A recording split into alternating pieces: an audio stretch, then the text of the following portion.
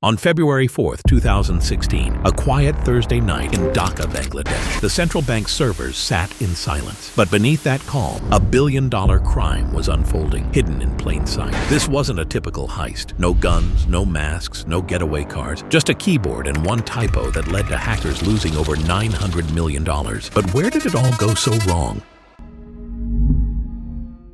The Bangladesh Central Bank was the backbone of the country's economy, managing billions of dollars in reserves. But like most nations, the money wasn't stored locally. Instead, a significant portion, roughly $1 billion, was held in a highly secure account at the Federal Reserve Bank of New York. The Fed isn't just any bank. It's one of the most secure financial institutions in the world. Breaking into it seemed impossible, but the hackers identified as the North Korean Lazarus Group didn't care about impossible. They had a plan. For months, they'd been lurking in the shadows, silently infiltrating the Bangladesh bank's computer systems. They planted malware, monitored every transaction, and studied how the bank used the SWIFT messaging system, the digital backbone of international banking. Their patience was their weapon. For weeks, they gathered intel, waiting for the perfect moment to strike. How exactly do you steal millions of dollars from one of the most secure financial institutions in the world without even stepping foot inside? The answer lies in a combination of patience and exploiting trust in technology. At the heart of this heist was the SWIFT network, a messaging system that banks around the globe use to securely communicate. Think of SWIFT as the text messaging app for banks. It doesn't actually move money, but it tells one bank, hey, Bank A wants to send $10 million to Bank B, make it happen. Once that message is sent, the real money follows. But SWIFT assumes that only trusted users, like banks, are sending these messages. The hackers figured out that if they could pretend to be the Bangladesh bank using SWIFT, they could trick the Federal Reserve into moving money for them. The whole heist only consisted of 4 steps.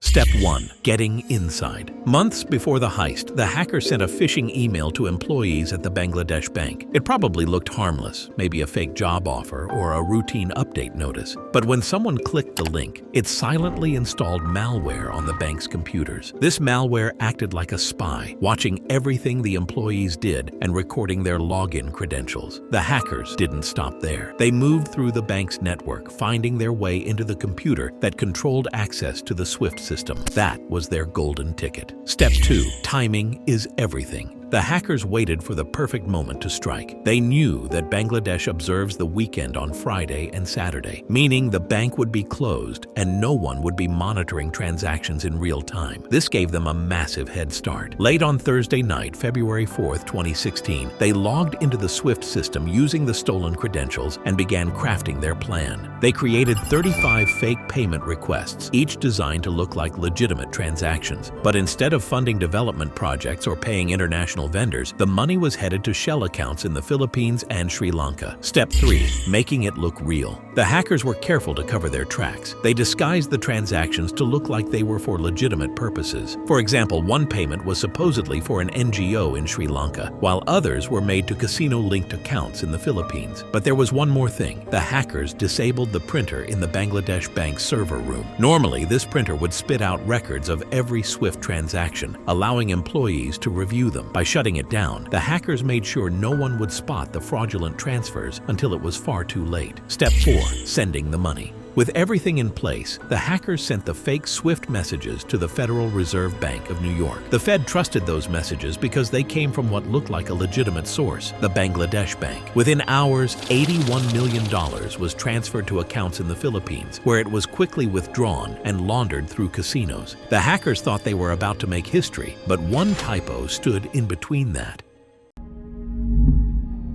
Among the 35 transactions, one stood out, a $20 million transfer to a supposed NGO in Sri Lanka. It seemed like just another routine transfer on the surface, but there was one glaring problem. Instead of writing foundation in the transfer details, the hackers had typed foundation. At first glance, it seemed like an innocent typo, the kind anyone could make when rushing through a long list of tasks. But in the world of high-stakes international banking, where every detail is looked at, even the smallest error can raise alarms. And that's exactly exactly what happened. Deutsche Bank, acting as an intermediary for the transfer, spotted the misspelled word and immediately flagged it as suspicious. Protocol dictated that they reach out to the Bangladesh Central Bank for clarification, unaware that the bank's staff had no idea their system had been compromised. That single word, foundation, had done what firewalls, cybersecurity experts, and one of the most secure banking systems in the world had failed to do: expose the heist.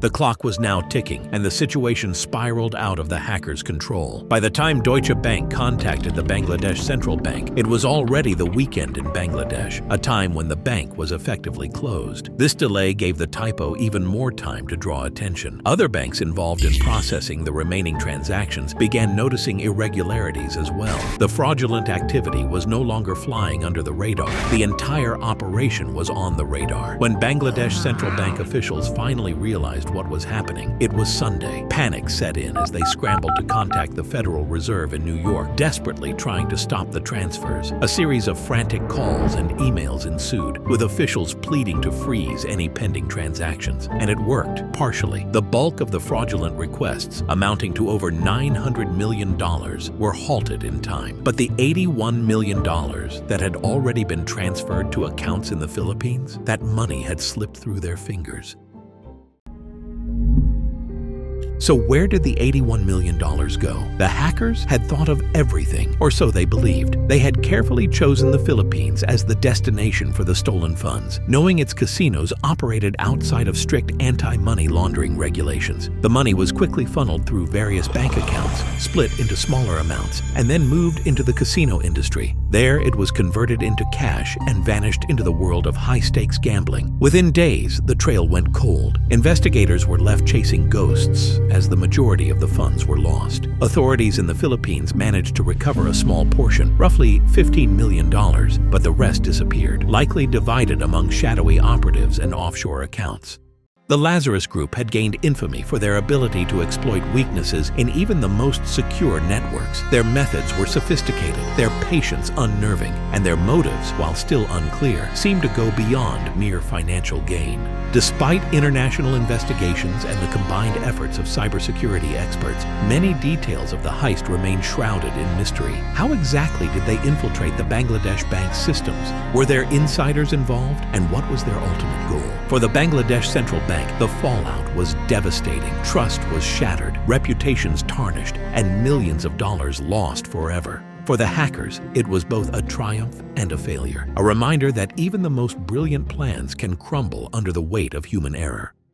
This is my first video with this type of style. Let me know how you liked it, and I'd appreciate a subscribe and like if you enjoyed this video. Everything was done by me, as you could see at the end credits scene, so this video did take a while to make. Anyways, have a great day.